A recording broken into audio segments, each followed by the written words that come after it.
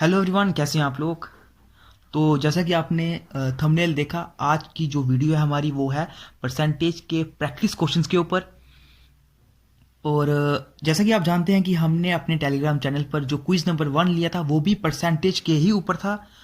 और उसी के बेस पर हम जो है आज का जो प्रैक्टिस क्वेश्चंस है वही क्वेश्चंस पे हम लेकर आए हैं। 10 क्वेश्चंस है। और आइए फिर हम बिना किसी देरी के ये वीडियो शुरू करते हैं, क्वेश्चंस को स्टार्ट करते हैं। क्वेश्चंस आपको आपकी स्क्रीन पर दिखने लगेंगे और आप भी वो क्वेश्चंस प्रैक्टिस कीजिए, उसके बाद ही आंसर देखिए।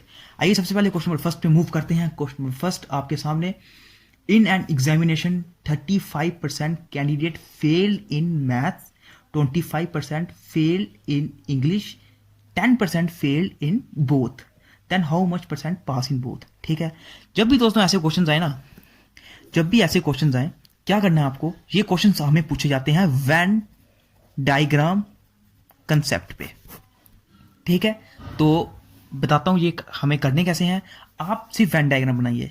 वेन डायग्राम कैसे बनती है, कितने सब्जेक्ट्स दिए हैं, एक सब्जेक्ट है आपका मैथ, दूसरा सब्जेक्ट है आपका इंग्लिश।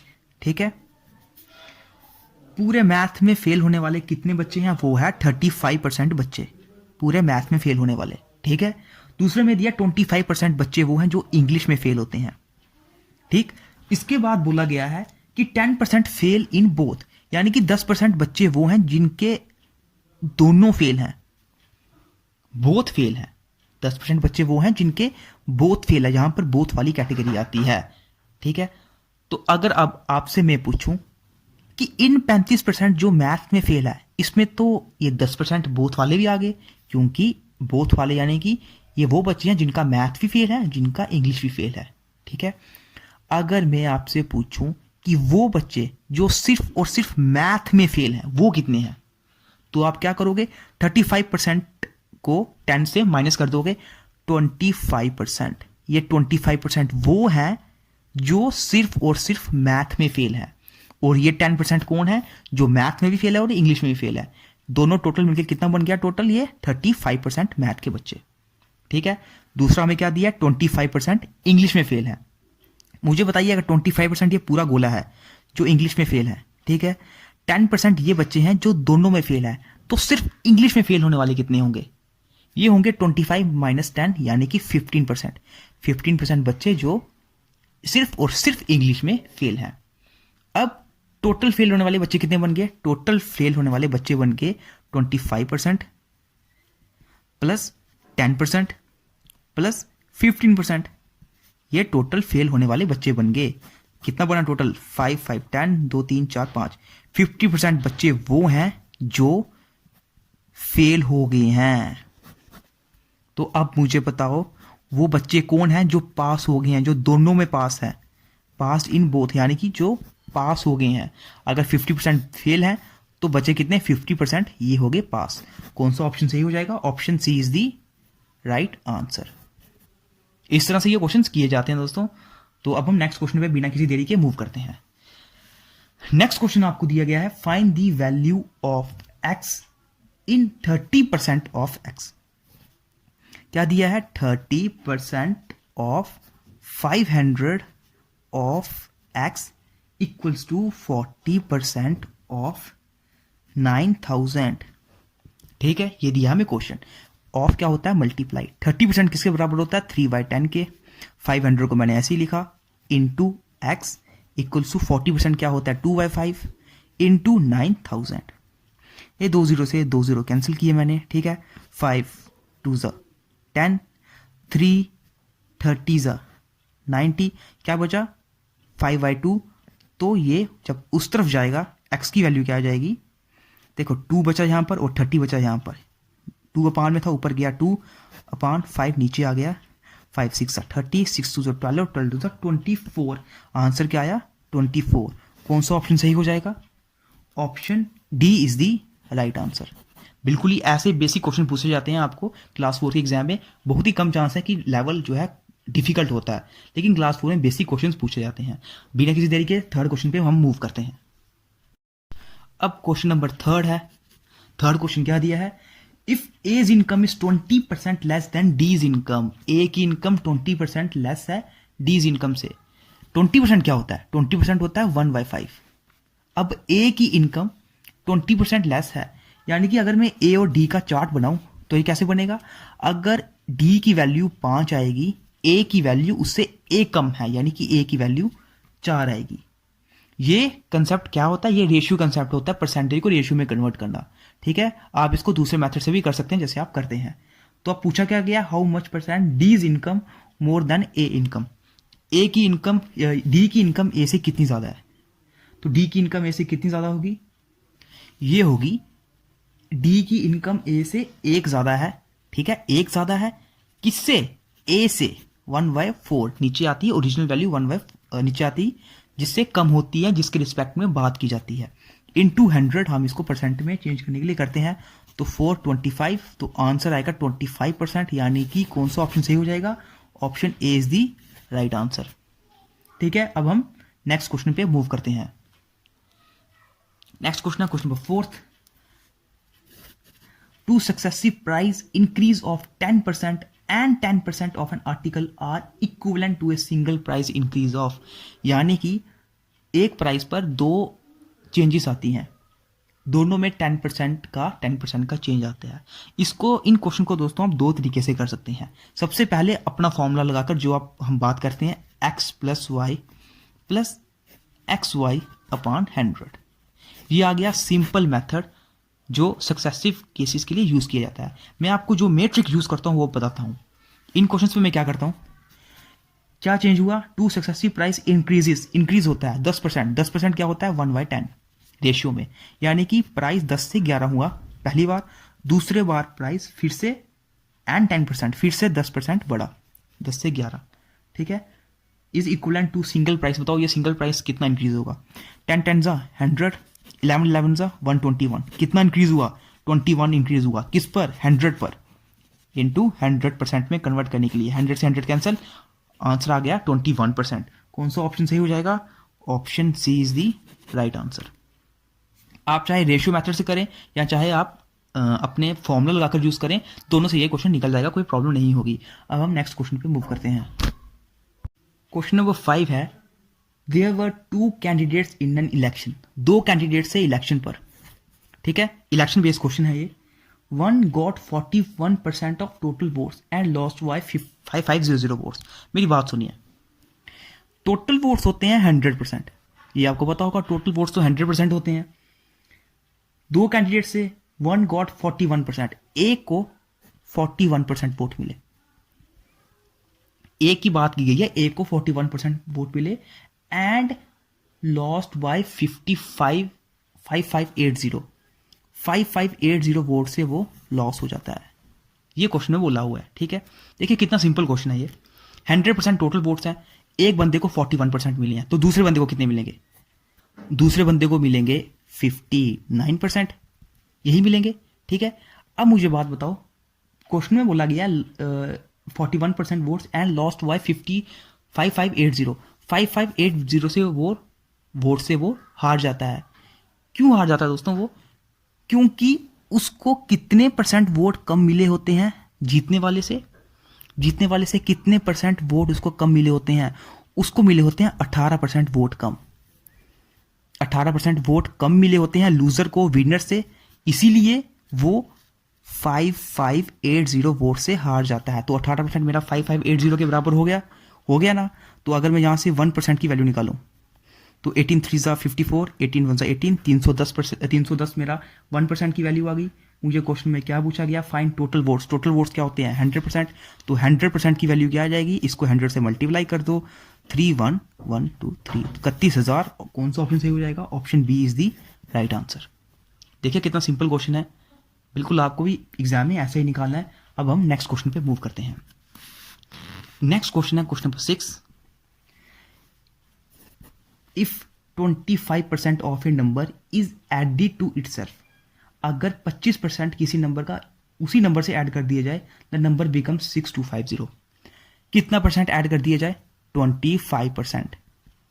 रेशियो में अगर आप कन्वर्ट करो तो क्या होता है? 1/4। हमें पता है 4 तो होती है ओरिजिनल वैल्यू। 4 तो मतलब जो नीचे डिनोमिनेटर में होता है दोस्तों, ये हमेशा ओरिजिनल वैल्यू होती है। क्वेश्चन में क्या बोला है, जब 25% ऑफ ए नंबर उसी के ओरिजिनल नंबर से ऐड कर दिया जाए, यानी कि जब आप 4 को 1 से ऐड करो, 4 को जब आप 1 से ऐड करो, ये क्या बन जाएगा 5, ये 5 बन जाएगा। ये 5 किसके बराबर दिया है, द नंबर बिकम 6250, ये नंबर 6250 बन जाता है। ठीक है, तो find the original number, original number बताओ। तो अगर आप यहां से 1 की वैल्यू निकालो, 5 1 5, 5 2 10, 5 5 25, 1250। अब मुझे फाइंड क्या करना है, ओरिजिनल नंबर। ओरिजिनल नंबर क्या है 4, तो 4 को इससे मल्टीप्लाई करो और आपको आपका ओरिजिनल नंबर मिल जाएगा। 4 5 20, 4 2 8 9 10, 4 1 4 5, 5000 इज माई ओरिजिनल नंबर। कौन सा ऑप्शन सही हो जाएगा, option B is the right answer. ये दोस्तों मैं सब क्वेश्चंस जो है मैं रेशियो मेथड से करता हूँ, क्योंकि मेरे को इसी पर ही प्रैक्टिस है। आप इसको अपने ट्रेडिशनल मेथड से भी कर सकते हैं, कोई प्रॉब्लम नहीं है। आपको इस एग्जाम में कोई टाइमिंग का वो नहीं है कि आपको 20 सेकंड में क्वेश्चन निकालना है या 10 सेकंड में क्वेश्चन निकालना है, आपके पास बहुत टाइम होगा। ठीक है, तो आइए अब हम नेक्स्ट क्वेश्चन पे मूव करते हैं। नेक्स्ट क्वेश्चन है question number 7। A fruit seller had some apples, he sells 40% apples and still have 420 apples. ठीक है, एक फ्रूट सेलर होता है, वो 40% एप्पल्स बेच देता है। मुझे एक बात बताओ, अगर एक फ्रूट सेलर 40% एप्पल बेच देता है, 40% एप्पल तो उसने बेच दिए, बचे कितने, बचे उसके पास 60% एप्पल्स। ठीक है, उसके पास 60% एप्पल बचे ना, 40% तो उसने बेच दिए। 100% किसी चीज की टोटल वैल्यू होती है, 40% उसने बेच दिए तो बचा कितना, 60% बचा। ठीक है, बोलता क्या है, एंड स्टिल हैव 420 एप्पल्स, यानी कि जब उसने 40% एप्पल बेच दिए तो जो बचे परसेंटेज की, जो एप्पल की परसेंटेज थी वो क्या थी, 420, जो हमें क्वेश्चन में दी हुई है, यही हमें क्वेश्चन में दिया हुआ है। तो अब बताओ ओरिजिनली उसके पास कितने एप्पल्स थे, यानी कि हमें टोटल एप्पल्स की वैल्यू, टोटल एप्पल्स कितने थे, 100% की वैल्यू चाहिए। तो यहां से निकाल दो, 6 0 0 कैंसिल, 6 7 42, यानी कि 1% मेरा 7 के बराबर आ गया। तो 100% मेरा किसके बराबर आ जाएगा, 100% आ जाएगा 700 के। कौन सा ऑप्शन सही हो जाएगा, option D is the right answer. ठीक है, बिल्कुल सिंपल क्वेश्चन है। क्वेश्चन नंबर 8 पे मूव करते हैं। क्वेश्चन नंबर 8 आपको आपकी स्क्रीन पे शो हो रहा होगा। A student had to obtain 33% of total marks to pass. एक स्टूडेंट को 33% ऑफ टोटल मार्क्स चाहिए होते हैं पास होने के लिए। He got 125 marks and failed by 40 marks. देखिए कितना सिंपल क्वेश्चन है, पर बहुत बच्चे इन क्वेश्चन में कंफ्यूज हो जाते हैं। बोला क्या है कि पास होने के लिए एक बच्चे को 33% मार्क्स चाहिए होते हैं। एक बच्चे को पास होने के लिए 33% मार्क्स चाहिए होते हैं। ठीक है, he got 125 marks and failed by 40 marks. उस बच्चे को 125 मार्क्स मिलते हैं, 125 मार्क्स मिलते हैं, लेकिन वो 40 मार्क्स से फेल हो जाता है, यानी कि उसके 40 मार्क्स कम आते हैं, इसलिए वो फेल हो जाता है। मैं बोलता हूं कि अगर उसको आप 40 मार्क्स एक्स्ट्रा दे दो, अगर उसको आप 40 मार्क्स एक्स्ट्रा दे दो, तो क्या ये बच्चा पास नहीं हो जाएगा? 33% मार्क्स इसके बन नहीं जाएंगे? बन जाएंगे ना, बिल्कुल बन जाएंगे। तो अगर मैं यहां से इसको सॉल्व करूं, 33% मेरा 165 बन जाएगा। 33% की वैल्यू 165 आ गई। यहां से मैं 1% की वैल्यू निकाल लेता हूं, क्या आ जाएगी 33 5 यानी कि 1% की वैल्यू आ गई 5। ठीक है, मुझे किसकी वैल्यू निकालनी है, मुझे फाइंड करनी है, find the maximum marks. Maximum marks क्या होते हैं 100%, तो 100% की वैल्यू क्या आ जाएगी 500। तो कौन सा ऑप्शन सही हो जाएगा, option C is the right answer. ठीक है, अब है हमारा क्वेश्चन नंबर 9। ठीक है, क्या बोला क्वेश्चन नंबर 9 में, A salary is 40% of B salary. A की सैलरी बी की सैलरी के 40% के बराबर है। ए सैलरी इज 40%। सबसे पहले बताओ मुझे 40% क्या होता है। 40% होता है 2/5। ठीक है, यानी कि अगर 5 सैलरी बी की है तो ए की सैलरी 2 हुई। ठीक है, बिल्कुल यही क्वेश्चन में बोला गया है ना, ए की सैलरी 2 हुई। 5 सैलरी बी की है, ए की सैलरी 2 हुई, मैंने लिख लिया। B salary is 25% of C salary. अब नेक्स्ट आगे बोलता है कि जो बी की सैलरी होती है वो 25% होती है। सी की सैलरी के 25% क्या होता है 1/4। यानी कि अगर सी की सैलरी 4 है तो बी की सैलरी 1 हुई, क्योंकि बी की सैलरी 25% है ना, बी की सैलरी कम है, बी की सैलरी सी की सैलरी 25% कम है, ठीक है। तो मैंने रेशियो मेथड से इसको किया, यानी कि अगर मैं बी और सी का चार्ट बनाऊं इस इक्वेशन से, तो 1 तो आ गई बी की सैलरी और 4 आ गई सी की सैलरी, ठीक है। अब जो हमारा हम रेशियो मेथड से करते हैं वो हम क्या करते हैं, इस 1 की वैल्यू को इधर लिख लेते हैं, 5 की वैल्यू को इधर लिख लेते हैं, 2 1 2, 5 1 5, 5 4 20। ये आ गई ए बी और सी की तीनों की ओरिजिनल वैल्यूज, ठीक है। क्वेश्चन में क्या पूछा गया है, what percentage of C salary is A salary, यानी कि ए सैलरी सी की सैलरी का कितना परसेंट है। ए की सैलरी क्या है 2, किसकी सैलरी से हमें कंपेयर करना है, सी की सैलरी के, क्या सैलरी है 20। परसेंट में करने के लिए हमें क्या करना पड़ता है, मल्टीप्लाई 100, 2 1 2, 2 10, 0 से 0 कैंसिल, यानी कि आंसर क्या आया 10%।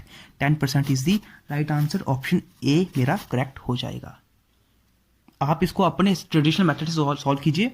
मैंने बिल्कुल ही जो हम रेशियो मेथड यूज़ करते हैं, क्योंकि हमारा थोड़ा टाइम कंजप्शन का थोड़ा वो प्रॉब्लम रहती है कि हमें जल्दी क्वेश्चन सॉल्व करने पड़ते हैं, इसलिए मैं ये मेथड यूज़ करता हूँ। आप ट्रेडिशनल करिए, कोई प्रॉब्लम नहीं है। अब हम आज के लास्ट क्वेश्चन पे मूव करते हैं।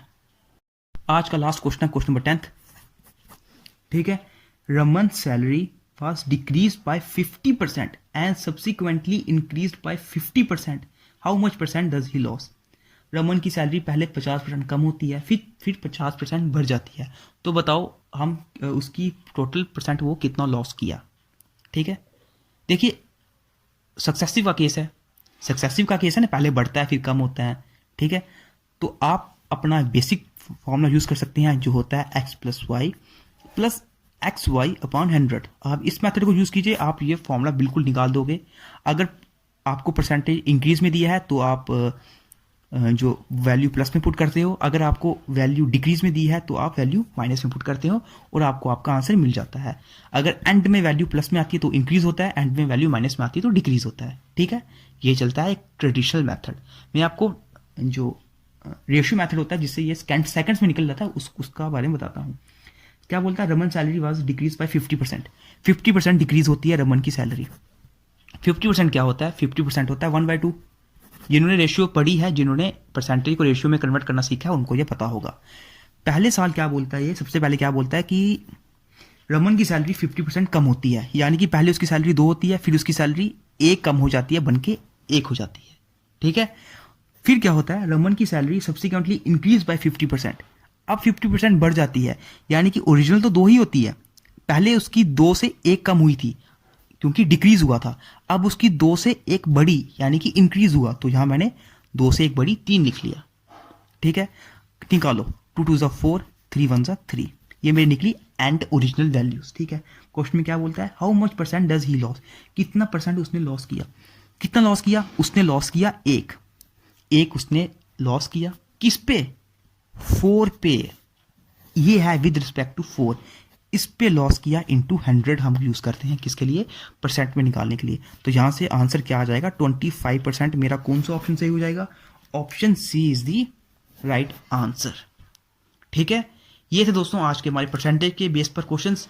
आप चाहे जैसे मैंने किए वैसे निकालिए, या अगर आप अपने ट्रेडिशनल मेथड से निकालना चाहते हैं आप वैसे भी कीजिए, आपके ये क्वेश्चंस निकल जाएंगे। इसी के साथ हमने जितने भी आपको क्विज प्रोवाइड करते हैं मैथ के हम कोशिश करेंगे आपको क्विजेस प्रोवाइड करते रहें। आप क्वेश्चंस प्रैक्टिस करते रहिए और जितना हो सके पढ़िए, आपके लिए ज़्यादा दिन नहीं बचे हैं एग्जाम के लिए। और मिलते हैं फिर आपसे अब नेक्स्ट वीडियो में।